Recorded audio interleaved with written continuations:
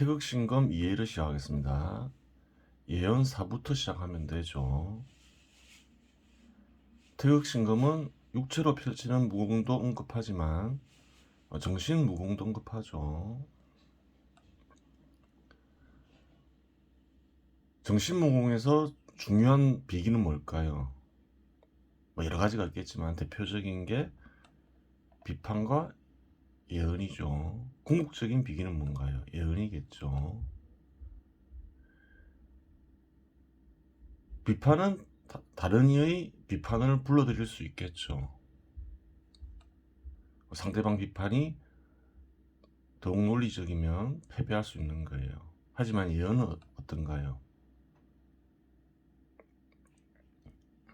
상대방이 아무리 논리성을 갖추고 충분한 근거를 확보하였더라도 예언이 실현돼 버리면 그것으로 끝이죠. 궁극의 비기가 되는 거예요. 하지만 또 어떤 부분이 있나요? 위험한 부분이 있는 거예요. 예언이 실패하면 어떻게 되나요?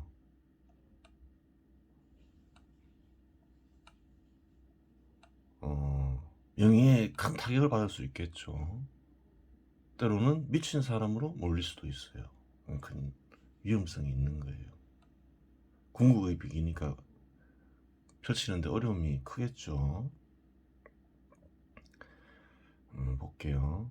경제가 발전함에 따라 유용한 개념이나 관념의 중요성이 커지니 개념이나 관념을 만드는 기술을 강화시키는 효과가 있는 예술의 중요성은 커진다. 예술의 중요성은 커질 수 있어요. 또 사회가 발전함에 따라서 그래요. 생활이 전전하던 사람들이 예술에 관심을 가질 수도 있겠죠. 풍요로워지면서. 예전에 2017년 태극신검에서 필수 과목에 예술을 포함시켰죠. 근데 최근에 쓴 태극신검 2부에서 2022년 태극신검 2부에서는 선택 과목으로 뺐죠.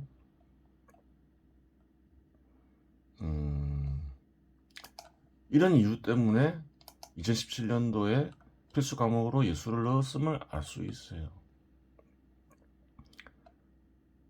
하지만 뒤로 빼는 게 맞겠죠. 왜 그런가요? 기술이잖아요, 기술.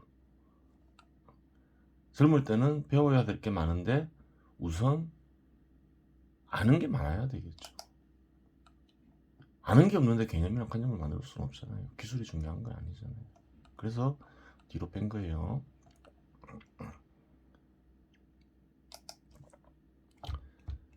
예술 작품을 만들기 위해서는 표현 수단이 필요한 까닭으로 표현 수단의 발달에 따라 새로운 장르들이 생겨난다.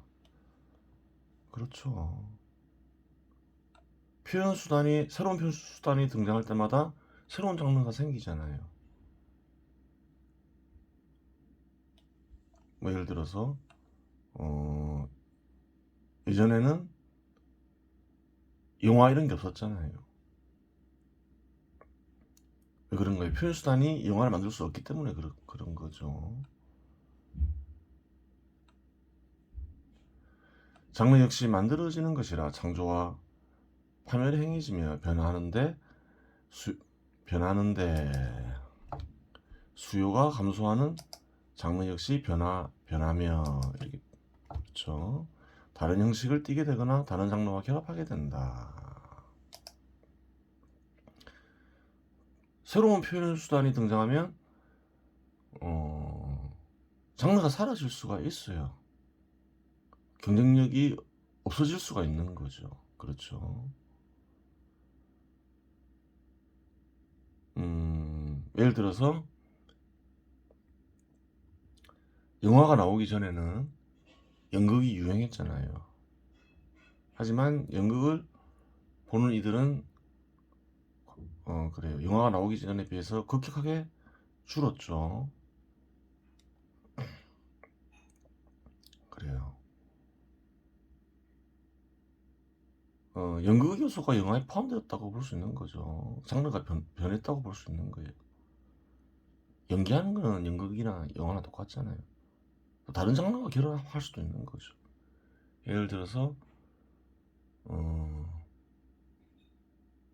요즘에는 예전에는 이제 무대에서 노래 부르고 또 춤을 추기도 했죠. 근데 뭐 동영상과 결합해서 이제 뭐 노래 부르면서 춤추는 그런 장르도 있잖아요. 좀 이렇게 많이 달라져요, 형식이.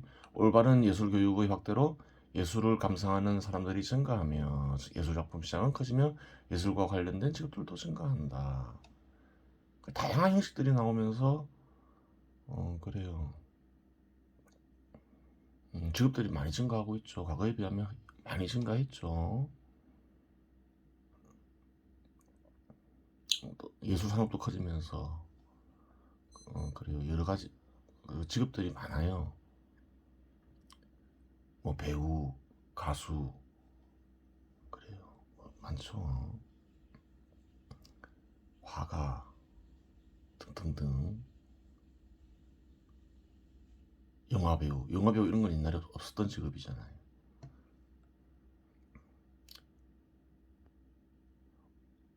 어, 사회가 풍요로워지면 그래요. 사람들이 여유가 생겨서 예술을 감상하는 사람들이 늘어나겠죠. 또 올바른 예술 교육을 해도 예술을 감상하는 사람들이 증가하겠죠. 그래요. 아주 말을 좀 더 집어넣는 게 좋겠죠. 사회가 풍요로워지고 사회가 발전함에 따라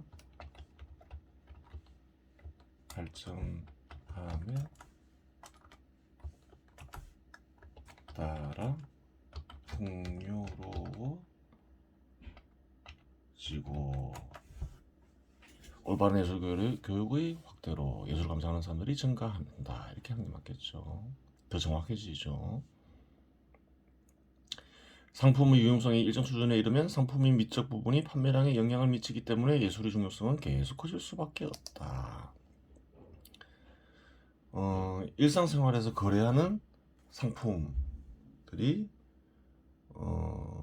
미와 결합할 수 있는 거죠. 그래요. 옷도 그렇고 자동차도 그렇고. 예를 들어서 자동차가 없을 때는 미적 부분이 별로 중요하지 않을 수 있었죠. 자동차에 있어서 그냥 자동차 나온 그 자체가 혁신적일 수 있었어요. 하지만 자동차가 많은 이들에게 보급되고 또 자동차를 생산하는 기업들 간의 경쟁이 붙으면 어떻게 되나요? 다른 판매하기 위해서 다른 부분들이 도입되죠. 뭐 여러 가지 과학 기술도 도입되겠지만 미적 부분이 도입될 수 있는 거죠. 옷도 마찬가지죠. 그런 상품은 많겠죠. 주택도 그렇고. 태극신검은 신검법이면서 세상과 인간 절대자를 연구하는 지혜이기에 예술작품으로 형성할 수 있고 고차원적인 예술작품으로 드러날 수 있기 때문에 태극신검을 구성하는 개념이나 관념들을 미와 결합하여 표현한 예술작품들이 등장하게 된다. 그래요.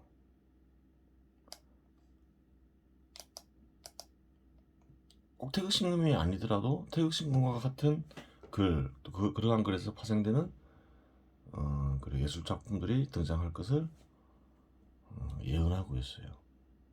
태극신검과 같은 글들이 제작되어 그러한 글들로부터 파생된 예술작품들이 등장하게 된다.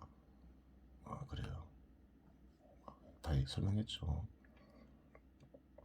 예술에서의 미, 예술을 다루었으니까 미를 다루는 게 합당하겠죠.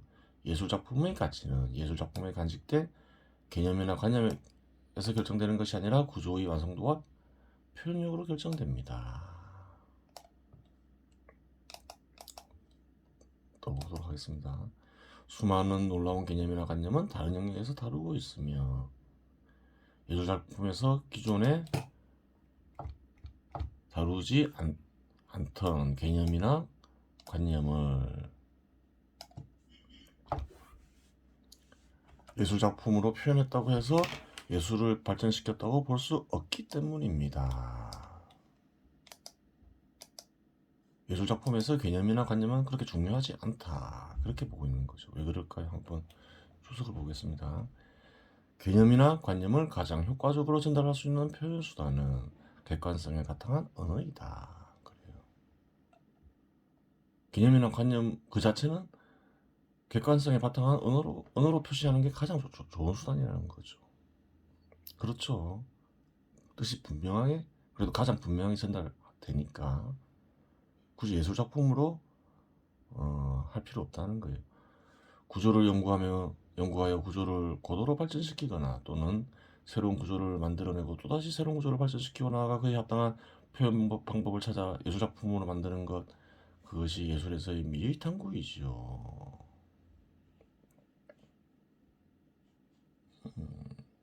그렇죠. 또한 미라는 것은 인간의 마음에서 형성되는 것이면서 예술의 목적으로 인해 객관성의 계련은 필연적이므로 시대성을 지닐 수밖에 없습니다. 객관성의 계련은 어떤가요? 당연하겠죠. 예술 작품의 목적이 뭔가요? 예전에 설명했죠. 진리와 진실을 전달하는 건 아니죠. 예술 작품의 목적은 그래요. 수요자들에게 감동을 주는 것이지요. 진리와 진실을 전달하는 게 아니라 목적이 정해져 있기 때문에 그런 거예요. 목적에서 벗어날 수가 없다는 거죠. 따라서 예술 작품의 소재나 표현, 구조 역시 시대성을 지닐 수밖에 없습니다. 익숙함은 특정 시간대와 공간대의 유행이기 때문에 설사 다수 사람들이 좋아하여 유행하더라도 구조가 엉성하거나 표현 방법에 새로운 것이 없으면 높은 가치를 받을 수 없습니다. 세월이 흐르면 그 작품을 좋아하던 사람들은 이 세상에서 사라지기 때문에 익숙함의 이점이 사라지기 때문입니다.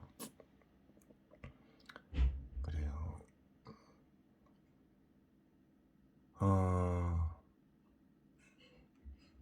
어떤 익숙한 소재, 어떤 시대에서 그거 사용하면 감동을 주기 좋겠죠. 하지만 미래에는 좀 감동이 떨어지겠죠. 그래요. 고대인들이 쓴 어떤 예술 작품을 보면 감동을 물론 받을 수 있겠지만 좀 감동이 떨어질 수 있어요. 왜냐하면 고대인들이 다루던 예술 작품의 소재가 현대인들에게 맞지 않을 수가 있다는 거예요. 익숙하지도 않고 그런 부분을 얘기하는 거죠. 남는 게 뭔가를 생각해 보면 되는 거죠. 예술가는 신검을 활용하여 개념이나 관념을 만들어진 개념이나 관념을 감동적으로 표현할 줄 알며, 그래 감동이 목적인가 그렇겠죠. 마음의 몸을 활용하여 구조를 만들어 높은 수준의 표현력을 통해 예술 작품을 생산하는 데 종사하는 사람입니다. 그래요. 이것 예전에 설명했던 부분이 보면 높은 수준의 표현력을 통해 예술 작품을 생산하는 데 종사하는 사람, 새로운 구조를 만들고 발전시키는 것 포함 이렇게 돼 있죠. 요즘은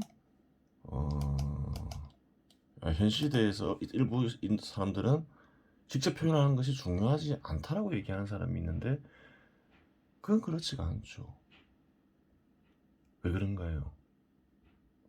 이번에 설명했죠. 표현에는 사람마다 고유한 표현이 있다. 표현이 게르되어 있으면 온전하지가 않다. 그럼 누구나 예술가가 될 수 있다. 예술가와 일반인을 구별하는 것은 표현 수단에 있다. 그렇게 얘기했죠. 누구나 아이디어를 낼 수 있는 거죠. 더 좋은 아이디어를 낼 수도 있죠. 하지만 미술가가 미술가이고 음악가가 음악가인 건 뭔가요? 그래요. 표현 수단을 능숙하게 다룰 수 있기 때문인 거예요. 고유한 표현 방법이 있기 때문이겠죠. 사람마다. 그렇게 되는 거예요. 따라서 표현 기술이 아무리 뛰어나도 신경과 마음의 몸을 활용하지 않거나 활용하는 수준이 일반인과 비슷한 수준이라면 온전한 예술가가 아닙니다. 그렇겠죠. 특신금은 무공비급이라는 형식의, 그렇죠. 특신금 장르는 기본적으로 무공비급이죠. 일체주의 형식을 결합하여 작성되고 있는데 확인해 보지 않았으나 이러한 구조를 이용해 작성된 작품이 없다면 새로운 구조가 개발된 것입니다. 그러한 구조가 그렇죠. 이런 식으로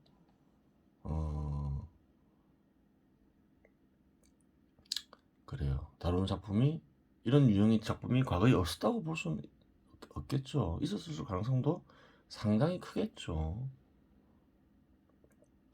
하지만 있었다고 하더라도 현 시대에 남아있지는 않겠죠. 그래요. 근데 과거에도 전혀 다루지 않았다면 그래요. 최초인 것이지요. 최초가 아닐 수도 있어요. 몸으로 펼치는 무공, 그리고 정신무공.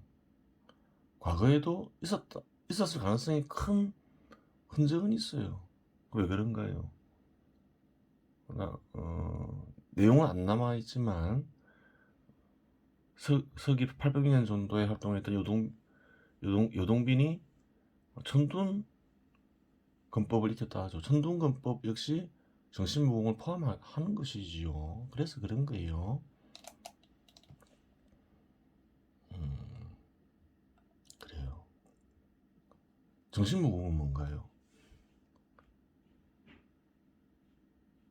그래요. 정신적으로 그릇된 견해나 생각을 지닌 이 잘못을 받거나 혹은 그릇된 견해나 생각을 정화하거나 말살시키는 무공인 거지요. 경우에 따라서는 그래요. 집단이나 사람의 생명을 파괴할 수도 있겠지요.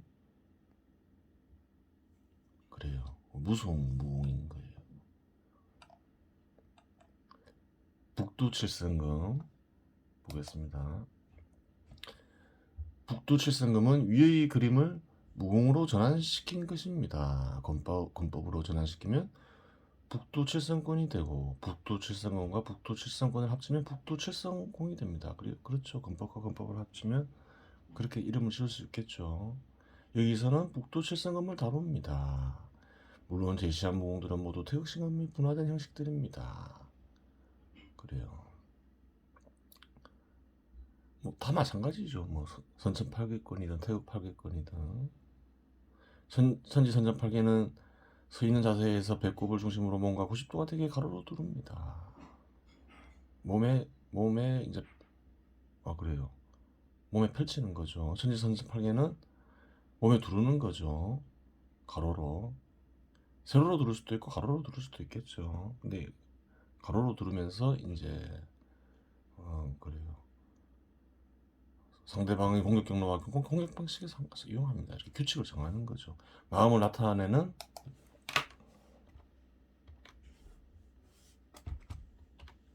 선천팔계와 후천팔계는 상대방을 공격하는 데 이용합니다. 또한 마음을 나타내는 선천팔계와 후천팔계는 회전시키며 보법으로도 이용합니다. 보법으로 이용하는 방법은 태극군림보에서 언급했죠. 몇 개만 살펴보겠습니다. 머리와 발을 축으로 선천팔계와 후천팔계 두 개를 두릅니다. 그래요. 이거는 이제 세로로 두르는 거죠. 선천팔계 머리에는 이어진 선 3개가 자리 잡으며 발에는 끊어진 선 3개가 자리 잡습니다. 후천팔계 머리에는 끊어진 선 3개가 자리 잡으며 발에는 이어진 선 3개가 자리 잡습니다. 선천팔계 일곱 번째 개가 몸 정면 중앙에 오도록 회전시킵니다. 몸 정면에 오죠. 일곱 번째 개가 이렇게 돌아간다 했죠. 모든 개들은 후천팔계는 세 번째 개가 몸 정면 중앙에 오도록 회전시킵니다. 이 세 번째 개죠. 모든 개들은 땅과의 각도가 90도가 되도록 세웁니다. 팔개의 각개는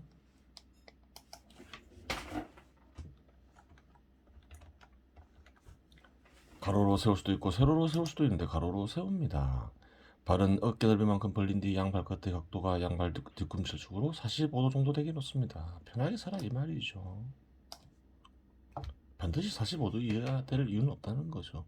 배꼽을 중심으로 천지 선천팔계를 가로로 두르는데 상대방의 공격 방향을 가리킵니다. 규칙을 정하고 있는 거죠. 천지선자 8개의 개들은 가로로 세웁니다. 한두 명이 공격할 수도 있고 많게는 8방향으로 8명이 공격할 수도 있겠지만 여기서는 기본으로 익히는 것이니 8명이 두 번째 방향부터 순서대로 돌아가면서 공격하고 한 명씩 상대하는 것으로 가정합니다. 예전에 2대를 다루었죠. 그러니 이제 8대를도 다루어 보아야 되겠죠. 마음에 있으면 하라는 거예요. 실전으로 하면 위험하겠죠. 첫 번째 개에서 다섯 번째 개까지는 상대방이 지르면서 공격하고 여섯 번째 개부터 여덟 번째 개까지는 베면서 공격한다고 가정합니다.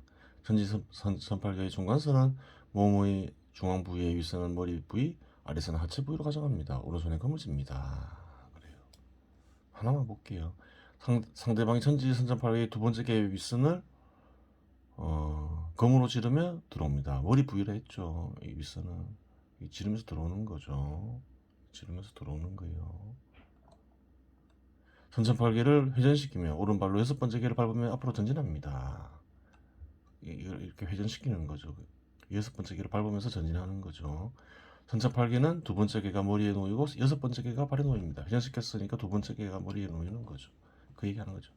상대방이 항상 측면이 있도록 호법을 움직입니다. 왜 그런가요? 그냥 회피하기 쉽게 하기 위해서 그렇겠죠. 후천팔계를 상대방 방향으로 회전시킨 뒤 두 번째, 세 번째, 네 번째 개를 선택해 봅니다. 두 번째, 세 번째, 네 번째 개를 선택해서 벤다고 하죠. 자세를 바로 잡습니다. 그래요. 쭉 읽어보면 돼요.